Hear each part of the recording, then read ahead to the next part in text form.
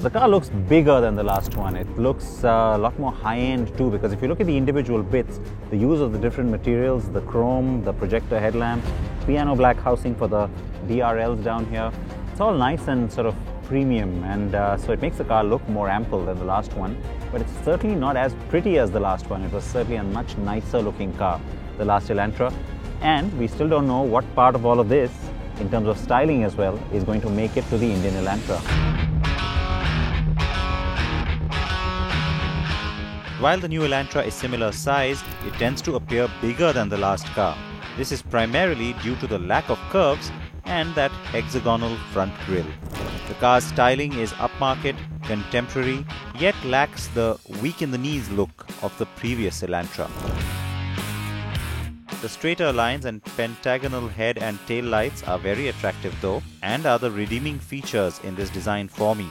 The tail light in particular receives the LED treatment and looks very nice with its 3 pentagon motif.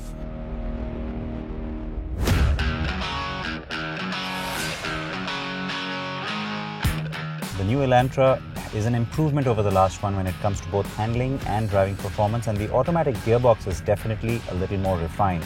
These are areas that needed just a little tweaking, because remember, the last Elantra was also very comfortable. And the other good news for most buyers in India, good suspension settings, just the kind we need, which means a comfortable ride both in the front and at the back. The car with me is the US spec 2-litre petrol with 147 bhp on tap. The engine offers a broad torque band, which is great. The standard gearbox is a 6-speed manual, though my test car has the optional 6-speed automatic. There are 3 driving modes: Eco, Sport, Normal, which, as you must have guessed, alter gear shift timing, throttle response and steering feel. While I did get the sense of the wheel feeling lighter or stiffer, the Sport mode is no fun really. Ride quality though is great. Hyundai has reconfigured the rear twist beam and added a more vertical and longer shock absorber at the rear for better impact damping.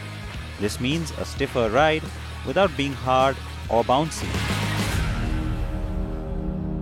The last Elantra was already a pretty good car in terms of performance and pretty comfortable as well. It was a very strong first runner-up, even at our NDTV Car and Bike Awards a few years ago, so we certainly like everything about it. The good part is that this car improves a little bit on that. It doesn't take away some of the USPs in terms of both the kind of response I'm getting as well as the overall suspension setting, which is very akin to what we would like in India. And the better part, the automatic gearbox has certainly been tweaked. That was one chink in its armor. It is certainly more refined now. The car also has no paddle shifters, which means you have to nudge the Tiptronic gearbox when you switch to manual.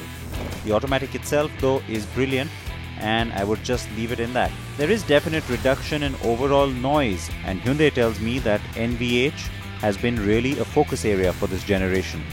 While I expect Hyundai to bring us the new 2-litre petrol, we will likely get a revised version of the existing 1.6-litre diesel as the other engine on the car. My current information is that Hyundai will definitely launch the car in both fuel types. It's a plush and well-finished cabin with good plastics and comfortable seats. Top spec with me gets the 7-inch touchscreen with navigation and all the connectivity and entertainment you can think of.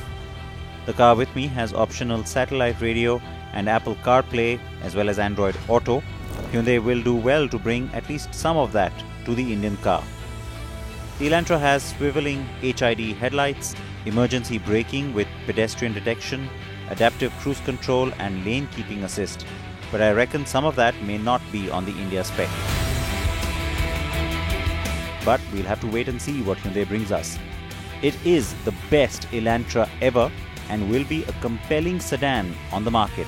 It's spacious, has some clever features and will presumably be priced right by Hyundai when it arrives later this year.